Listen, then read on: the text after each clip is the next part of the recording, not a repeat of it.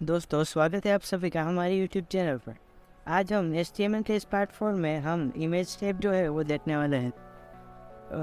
Simply देखें तो image tag जो है HTML में ये 4 है: इमेज, मैप, पिक्चर और बैकग्राउंड। ये चारों हम डिस्क्रिप्शन में देखने वाले हैं। तो सबसे पहले जो है वो इमेज टैग देखते हैं कि इमेज टैग कैसे वर्क करता है और कैसे आप HTML में इमेज को लगा सकते हैं। तो सबसे पहले इसका जो एट्रीब्यूट है इसके वो है SRC, मतलब आप इमेज का पाथ देंगे वो। एंड आफ्टर है ALT जो है उसमें आपको इमेज का नाम देना है। ये तो जो है वो इमेज का एट्रीब्यूट है। इसके अलावा भी है विथ, हाइट एंड स्टाइल, मतलब आपको इमेज के अंदर ही स्टाइल देना है और विथ हाइट सेट करना है तो आप कर सकते हैं। चलिए लाइव एग्जांपल के साथ देखते हैं कि कैसे करते हैं हम। तो सबसे पहले मैं यहाँ पर एक इमेज टैग ले लेता हूँ और इसके अंदर हम दे देते हैं SRC एट्रीब्यूट। यहाँ पर मैं सिंपली एक इमेज का पाथ दे देता हूँ। मैं यहाँ पर पिक्सेल में से एक इमेज ले लेता हूँ। इमेज की लिंक है जो है वो पे चल रहा है।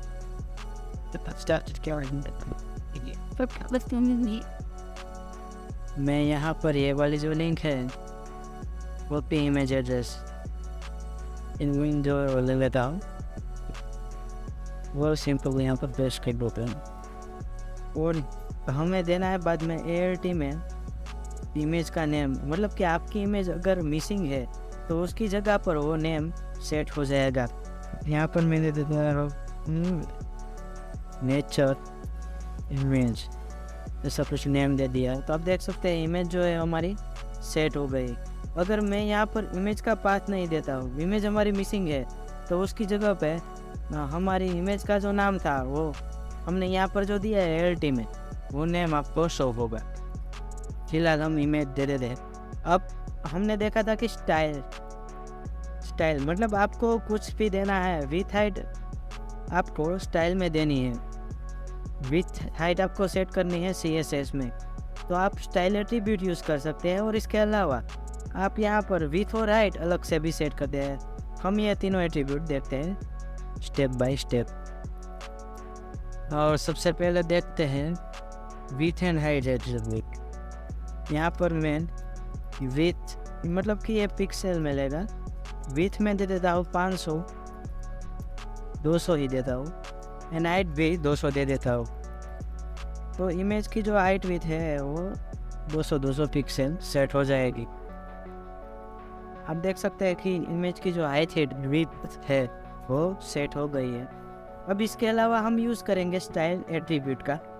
स्टाइल एट्रीब्यूट जो है कैसे वर्क करता है, स्टाइल में मैं विथ हाइट सेट करता हूँ। विथ जो है मैं देता हूँ 100 पिक्सल। एंड आफ्टर हाइट जो है वो भी 100 पिक्सल मैं यहाँ पर दे देता हूँ। तो यहाँ पर क्या होगा, सिंपली इमेज की विथ हाइट 100 पिक्सल हो जाएगी से। तो इमेज हमारा इमेज जो टैग है वो ऐसे वर्क करता है। अब नेक्स्ट वाला जो टैग है वो है मैप टैग। हम देखने वाले ये मैप टैग क्या वर्क करता है कि कुछ एरिया, मतलब कि इमेज के अंदर कुछ एरिया जो है वो डिफाइन करने के लिए हम मैप टैग का यूज़ करते हैं। और उसके अंदर आप लिंक वगैरह कुछ डालकर आप यूज़र को वहाँ पर रीडायरेक्ट करवा सकते हैं। तो मतलब कि रेक्टेंगल, पॉलीगन और सर्कल, आप तीनों में से कोई भी शेप में आप दे सकते हैं, उस एरिया डिफाइन कर सकते हैं मतलब। अब ये है जो है वो मैप टैग की सिंटैक्स है। हम लाइव एग्जांपल पे देखने वाले हैं, तो चलते हैं VS कोड में। अब यहाँ पर मैं एक इमेज ले लेता हूँ।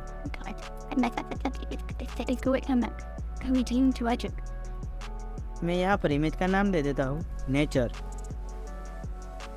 एंड आफ्टर इमेज को जो है उसकी विड्थ और हाइट सेट कर देता हूँ। मैं यहाँ पर उसकी विड्थ रखता हूँ 400 एंड हाइट रखता हूँ तकरीबन 350 एंड आफ्टर जो है वो हम है मैप टैग ले लेते हैं और उसके अंदर मैं उसका नाम दे देता हूँ एनुअल टेस्ट एंड आफ्टर ये टेस्ट जो हमने नेम लिया है उसे हमें इमेज में डिफाइन करवाना है। मैं यहाँ पर यूज़ मैप करके एक एट्रीब्यूट ले लेता हूँ और उसके अंदर टेस्ट को कॉल करवाता हूँ, ऐसा कुछ कह सकते हैं हम।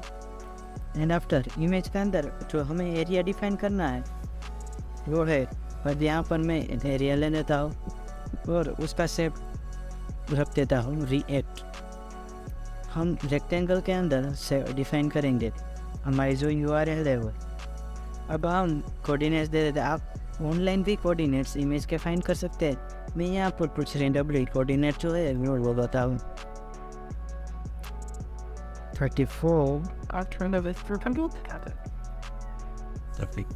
100 34 100 250 मैं यहाँ पर रेंडमली कुछ एट्रीब्यूट में दें। मैं यहाँ पर एक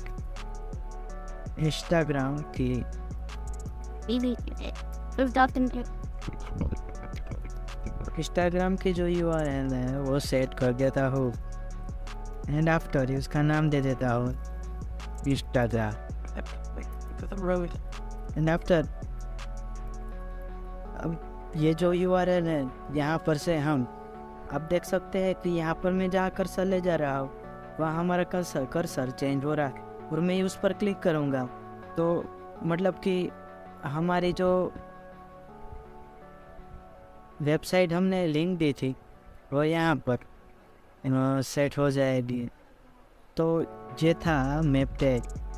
अब नेक्स्ट वाला जो टैग है वो हम देखने वाले हैं बैकग्राउंड इमेज।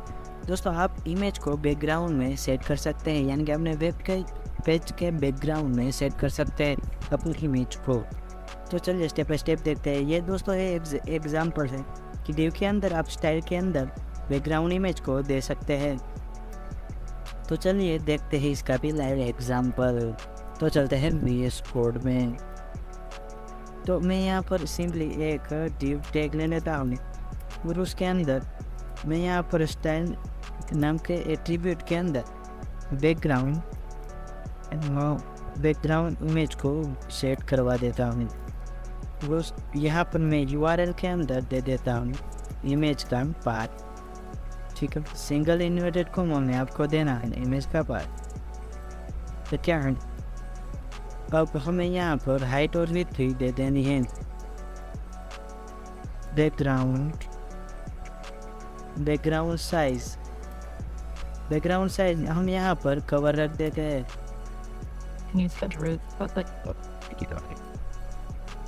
मतलब कि क्यों नहीं दिखाई दे रहा, क्योंकि यहाँ पर आपको कुछ लिखना है। अब आप देख सकते हैं यहाँ पर हम हाइट और विड्थ सेट करेंगे। हाइट रख देते हैं 300 पिक्सल एंड विड्थ रख देते हैं 300 पिक्सल। तो आपकी इमेज जो है वो कुछ इस तरीके से सेट हो जाए। अगर दोस्तों वीडियो पसंद आया हो तो वीडियो को लाइक करना, शेयर करना और चैनल को सब्सक्राइब करना मत भूलना। मिलते हैं नेक्स्ट वीडियो में।